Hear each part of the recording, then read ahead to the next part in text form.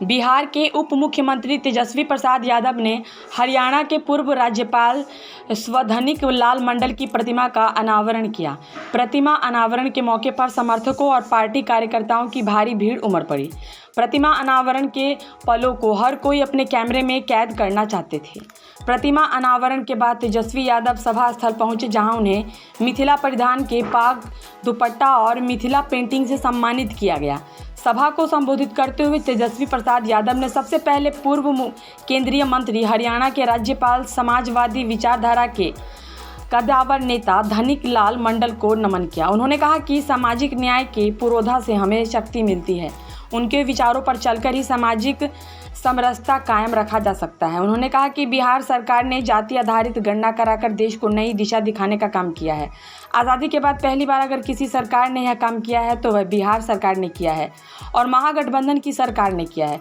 उन्होंने कहा कि सामाजिक न्याय के साथ साथ आर्थिक न्याय और आर्थिक आज़ादी की ज़रूरत है, जिससे कि समाज में समानता, खुशहाली आए। जाति आधारित गणना करने के बाद आए गरीब और भूमिहीन परिवारों को ज़मीन खरीदने और आर्थिक रूप से मजबूती प्रदान करने के लिए 2.5 लाख रुपए दे रहे हैं। बल तेजस्वी यादव ने कहा कि इतिहास में पहली बार 1.25 लाख बीपीएससी शिक्षकों को बेहद कम समय में बहाली किया गया है और उन्हें नियुक्ति पत्र भी दे दिया गया है बिना किसी परेशानी के।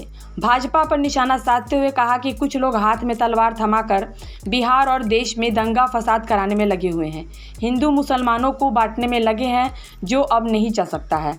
पूर्व केंद्रीय मंत्री देवेंद्र प्रसाद यादव ने प्रधानमंत्री नरेंद्र मोदी पर करारा हमला करते हुए कहा कि सत्ता में बैठे निरंकुश सरकार सामाजिक एकता और अखंडता को खतरे में डाल दिए हैं, हिंदू और मुस्लिम की भावनाओं को भड़काने में लगे हैं, समाजवादी विचारों को कुचलने का काम कर रहे हैं, जिसे आने वाले चुनाव में हराकर मुंह तोड़ जवाब देंगे।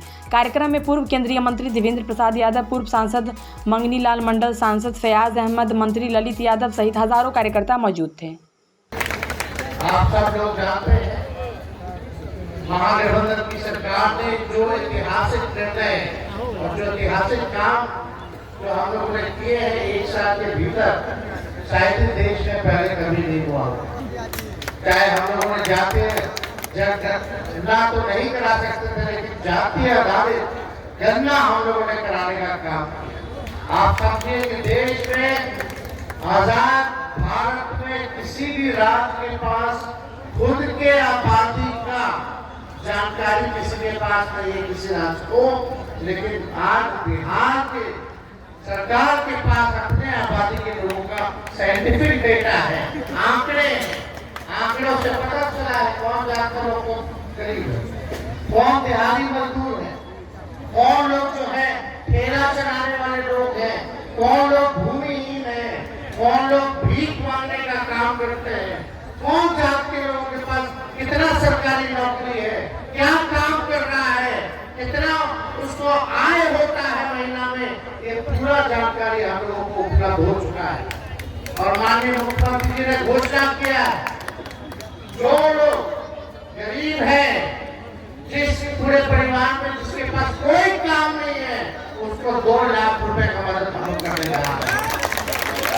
जो नौजवान जो काम नहीं कर रहा, पूरा परिवार में कोई काम नहीं है, वैसे परिवार को 2 लाख रुपया, और यही नहीं बल्कि जो लोग के पास अपना जमीन नहीं है, भूमि नहीं है, उसको हम लोग जो है 1 लाख रुपया दे रहे हैं भूमि खरीदने के लिए, ताकि वो अपना घर बना सके।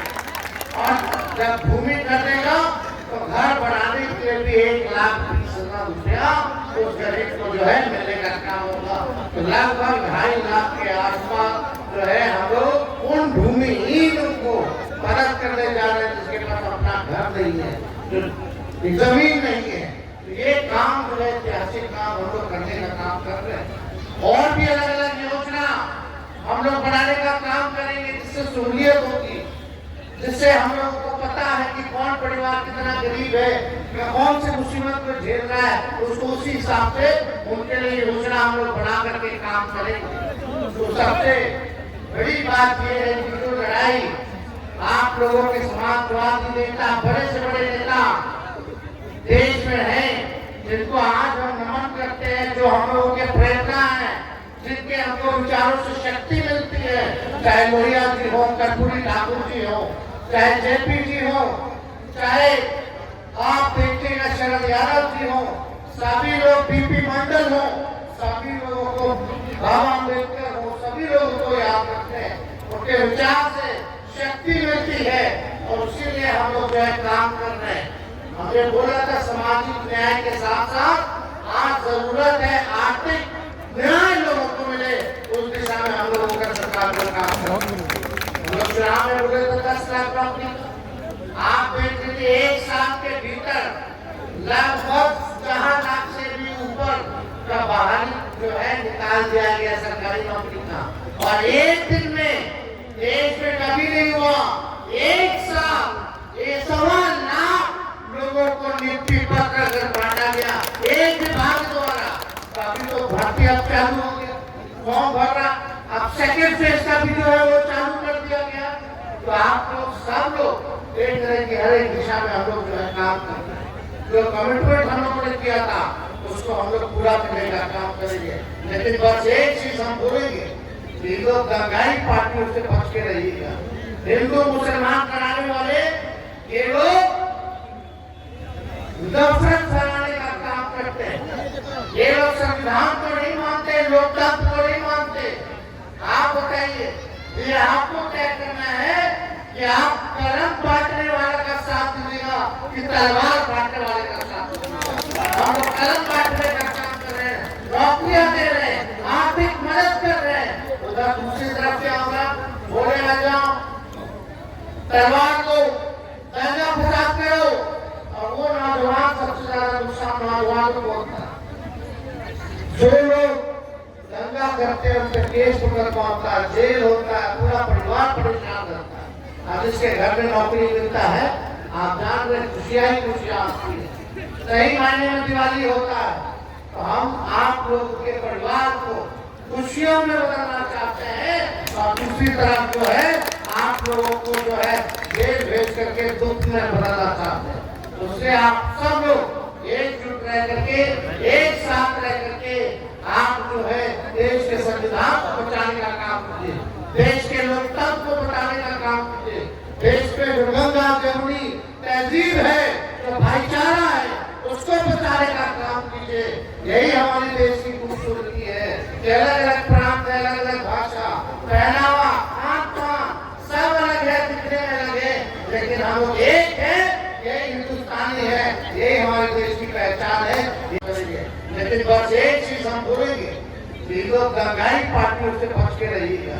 हिंदू मुसलमान कराने वाले ये लोग नफरत फैलाने का काम करते हैं। ये लोग संविधान को नहीं मानते, लोकतंत्र को नहीं मानते।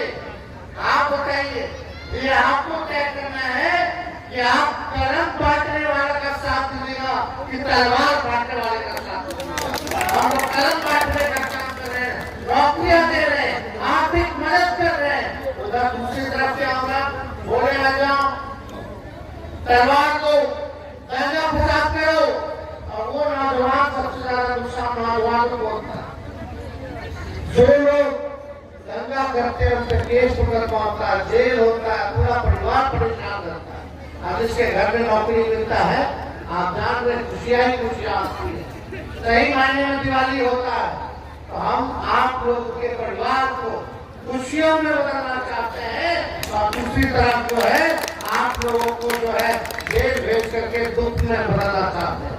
उससे आप सब लोग एकजुट रह करके, एक साथ रह करके आप जो है देश के संविधान को बचाने का काम कीजिए, देश के लोकतंत्र को बचाने का काम कीजिए, देश में जो गंगा जमुनी तहजीब है, जो भाईचारा है, उसको बचाने का काम कीजिए। यही हमारे देश की खूबसूरती है। अलग अलग प्रांत है, अलग अलग